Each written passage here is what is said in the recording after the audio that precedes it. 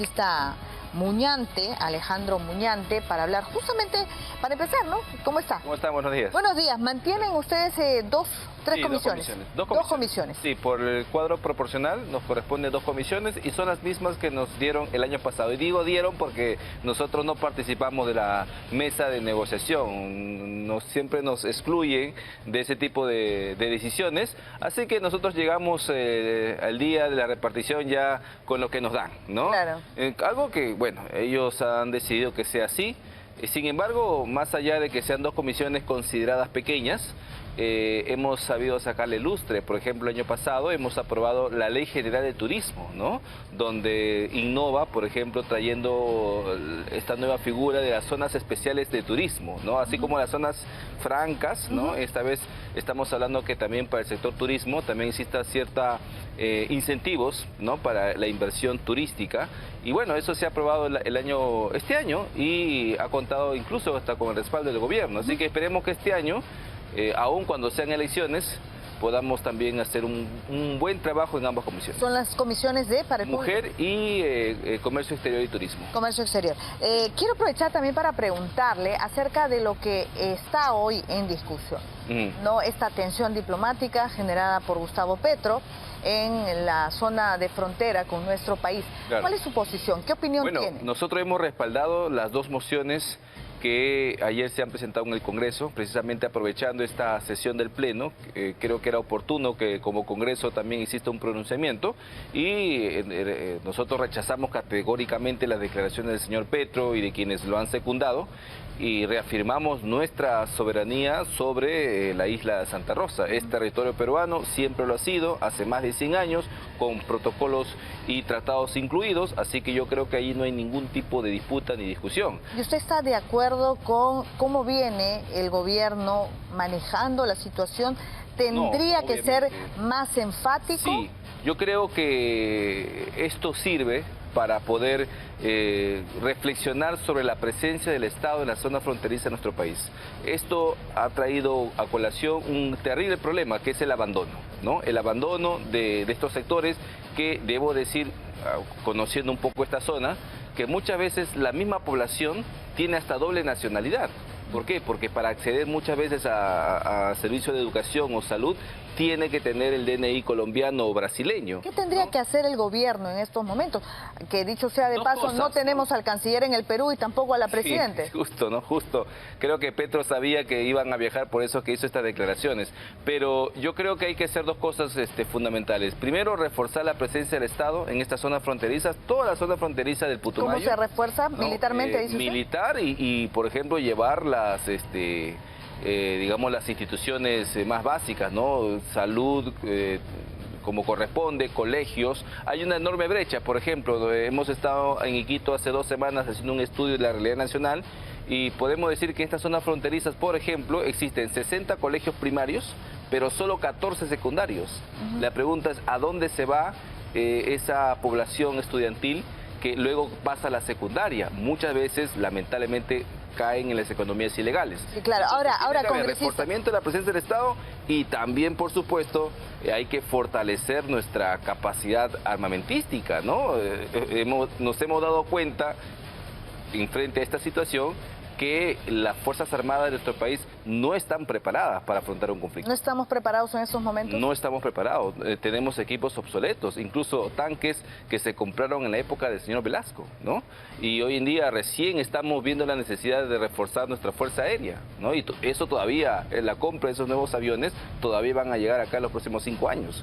Entonces, actualmente no estamos preparados. ¿Y de quién depende que se pueda...? Enteramente del Poder Ejecutivo, ¿no? El Ministerio de Economía, que se ponga de acuerdo con el Ministerio de Defensa para reforzar aquellos implementos que necesitan hoy comprar. Que era prioridad, pero que se ha estado dejando de lado. ¿No le parece a usted paradójico y eso no lo llama a reflexión, siendo también usted parte, ¿no?, del aparato estatal, que lo que hemos tenido en los últimos días son discusiones tan superficiales como el déficit que aumenta, ¿no?, en el aparato estatal en general, vanidades desde el Ejecutivo, bueno, superficialidades. Aumento de sueldo, ¿no? Aumentos de sueldo Sí. en el Congreso de la República con una planilla tan gruesa por la Claro, cantidad de también, asesores. y también lo hemos criticado, por supuesto. Somos quizás Renovación Popular, precisamente por ser crítico de ese tipo de cosas, es que no estamos dentro del grupo que decide las cosas, ¿no? Pero Entonces, tampoco creo que a partir de esto, ¿cree usted que el cuestionamiento tendría que ser más fuerte? Porque, creo que claro, todo el aparato del Estado por tiene que ejemplo, ser reformado en usted, cuanto por ejemplo, es al congresista y en el lugar donde usted trabaja hay cuestionamientos porque por el día de hoy hay congresistas que tienen 18 asesores. No 16 existe. asesores. Eso no existe. Lo decía el congresista Illich. No. Existe, a ver, lo que existen son trabajadores, creo yo, en demasía, lo he dicho en más de una oportunidad. Algunos de ellos ni siquiera cumplen los requisitos formales para ser contratados, o no van, por supuesto, pero el despacho de un congresista lo conforman 7 trabajadores. 6 o 7. Exactamente. Es lo normal, pero sí hay casos están donde hay repartidos 16. en oficinas. Claro, donde, con comisiones que se han creado. Exactamente. No para dar trabajo a dedo. Sí, pero hay comisiones que... Hay comisiones y comisiones, debemos decir. Entonces, no podríamos meter a todos en un solo saco, pero sí algo que concuerdo es que existe demasiado personal. Yo fui parte de la mesa directiva en el año 2022 y nosotros teníamos mucho menos trabajadores, teníamos un porcentaje de aprobación mucho más alto del que tienen ahora y tuvimos que afrontar, imagínate, el golpe de Estado del señor Pedro Castillo, ¿no? Sin embargo, los últimos años, en la condición de APP y ahora ya con Somos Perú, esa situación se ha incrementado terriblemente. Yo creo que allí sí debe replantearse una reestructuración, pero finalmente el Congreso tiene un presupuesto ya designado, ¿no? Es un 0.4% del presupuesto nacional.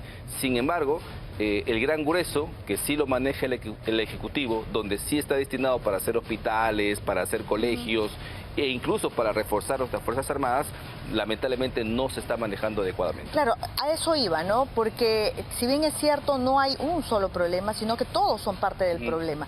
O sea, es una clase política totalmente desprestigiada y esta situación externa sí, claro.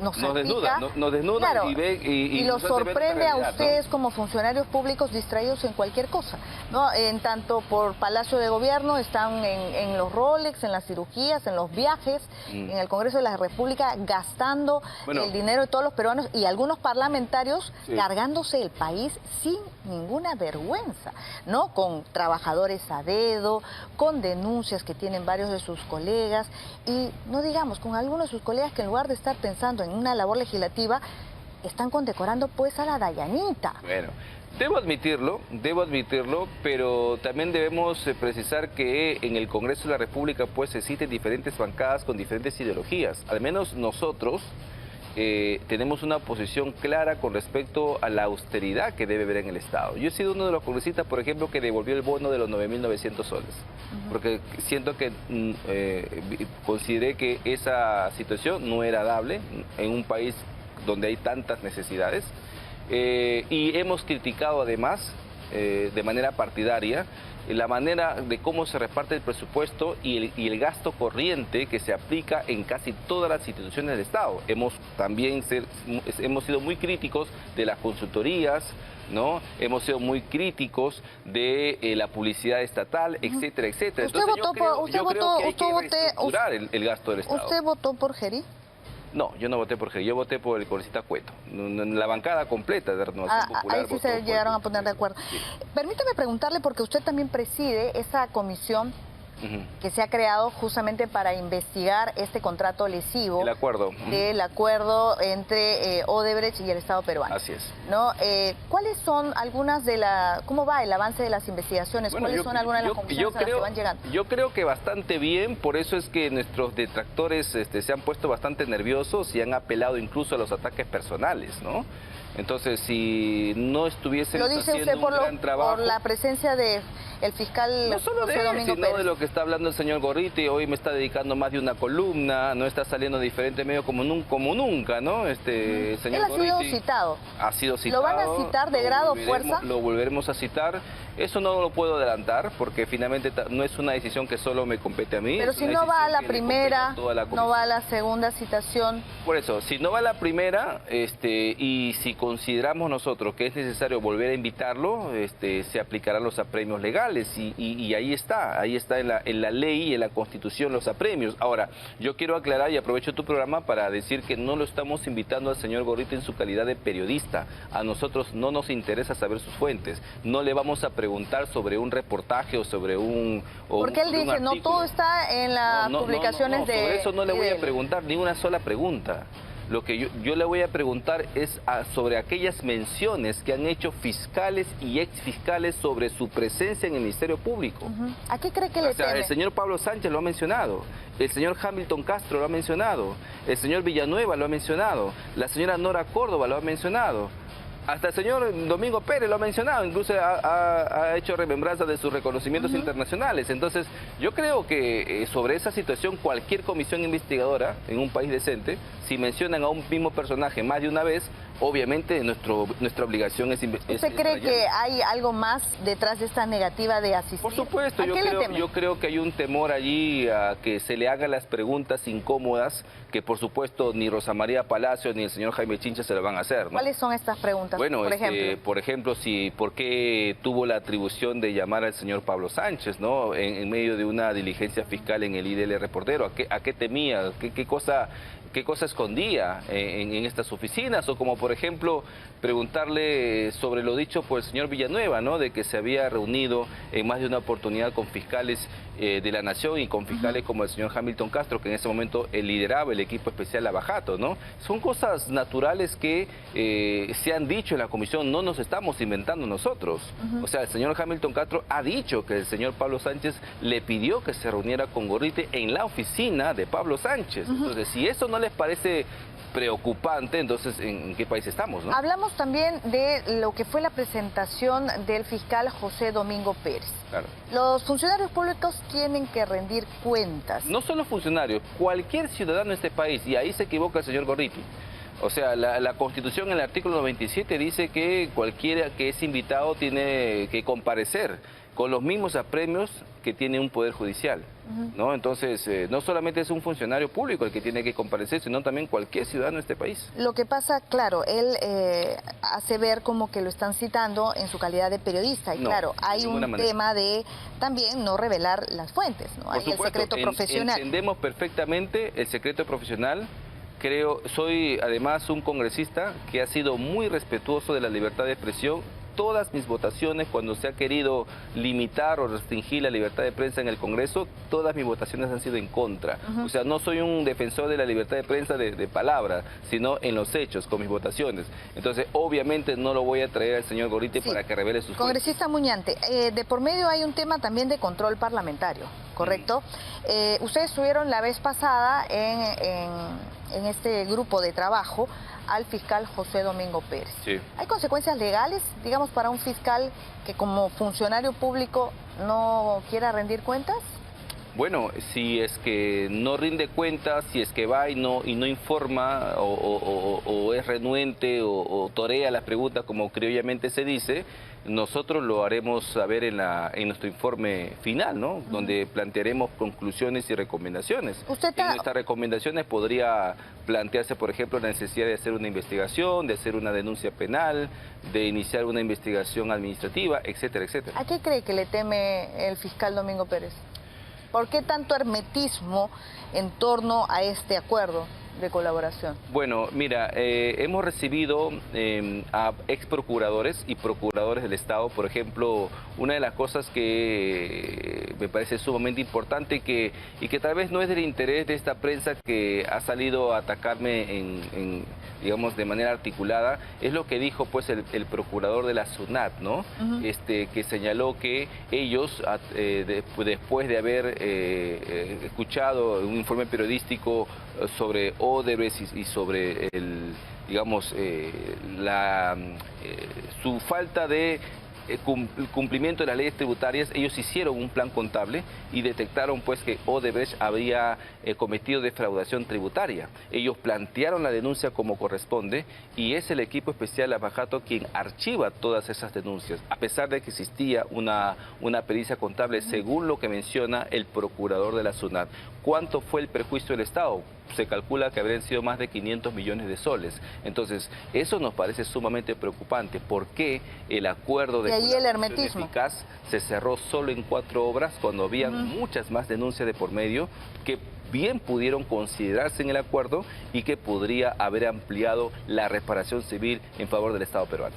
Hay insinuaciones, al menos de José Domingo Pérez, con relación a Renovación Popular, que es su agrupación política, que habría recibido aportes de Odebrecht, ¿no? Y su relación con el partido. ¿Qué tiene el interés del señor Domingo Pérez durante todo el desarrollo de la sesión siempre ha sido atacar al mensajero y no al mensaje. Renovación Popular ha querido desacreditarnos justamente mencionando ese caso, ¿no? Y ya Renovación Popular sacó un comunicado, ¿no?, donde ha desmentido estas afirmaciones. Pero me quedan un par de dudas con relación al comunicado inclusive, ¿no? Porque claro, ¿hay continuidad legal habiendo sido ustedes ante Solidaridad Nacional?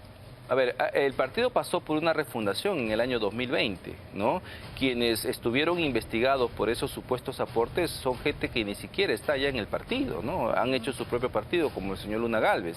Entonces, aquí el Pero la investigación no solamente ha cambiado, es a las personas y a los partidos políticos. Personas, claro, a los partidos políticos en su momento, pero nosotros como Congreso hemos aprobado una ley donde los partidos políticos no podrían ser sujetos de una acusación penal, porque sería absurdo, ¿no es cierto?, sostener la teoría de que todo un partido pueda convertirse en una organización criminal. Por ejemplo, ¿usted también fue de Solidaridad Nacional? Yo fui de Solidaridad Nacional en el 2020, ¿no?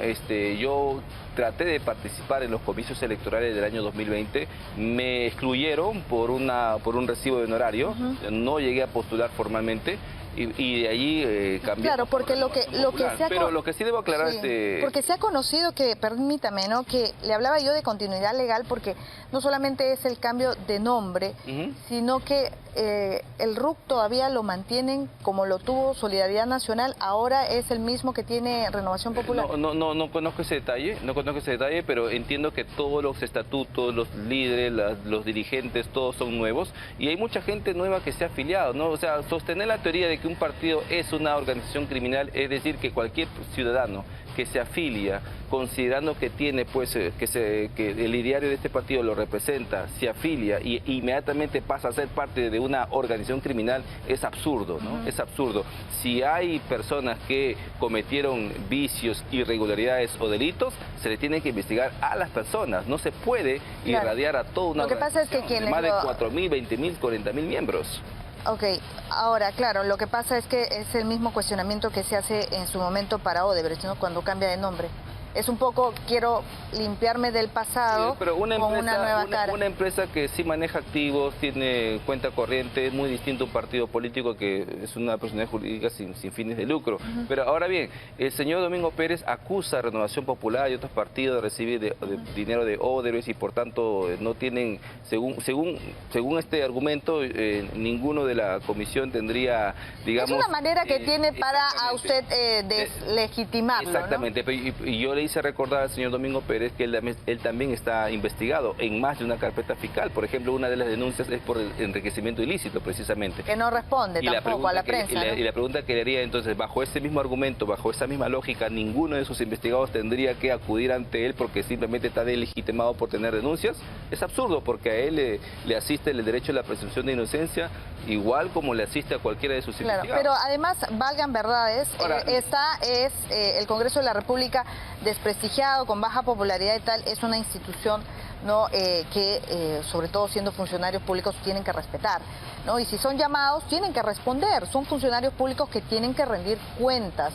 Entonces, la legitimidad te lo otorga la Constitución, no una encuesta, ¿no? Y eso lo tenemos claro todos. No, claro, por eso es que el llamado era para que todos esperábamos que ese día el fiscal José Domingo Pérez respondiera. Exacto. ¿No?, rinda cuentas. Ahora, ¿Cuánto tiempo tiene su grupo para terminar con estas citaciones a los invitados, terminar las investigaciones? El Pleno del Congreso aprobó un plazo de 3 meses, 90 días. Esto ya se vence el 28 de este mes. Entonces, evidentemente, ante la negativa de algunos personajes de asistir, e incluso hay documentos que todavía no se nos entrega de parte del Ministerio Público, creo que es necesario realizar una ampliación, pero finalmente esa decisión la tomará el grupo de trabajo la próxima semana para ver si es que solicitamos una ampliación y de esa manera cerrar algunas cosas que nos parecen importantes para presentar luego ya el informe final ante el Pleno del Congreso. Vamos a estar atentos. Congresista Muñante, hemos podido hablar de algunos temas, espero que no sea la primera vez que venga por acá. Gracias por haber estado con nosotros, Alejandro Muñante, congresista de Renovación Popular.